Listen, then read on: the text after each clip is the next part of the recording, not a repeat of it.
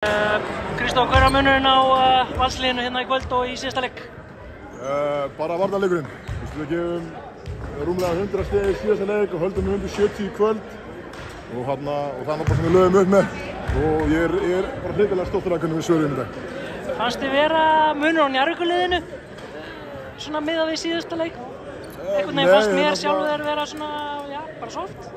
Já, þeir náttúrulega bara yfirspilaðu okkur í síðasta leik og okkur fannst við vera soft á mánudaginn þegar við spilum leik 1 og við vissum að það myndi ekki gerast 2 leiki í röð en ég heldur að við spilum bara náttúrulega miklu betri vörn og þá er það fyrir liðið að spila sókt ef við erum tengdir vel varnarlega og þetta er samt bara eitthvað sem við þurfum að halda áfram með, það er bara 1-1 nóg eftir og vonandi ná að halda þessum dampi bara áfram.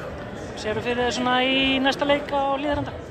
Harkan hjá báðum liðum, nú bæði liðið svona búin að þreifa okkur öðru. Já, ég held að þetta verði rosalega mikið aðeins sama.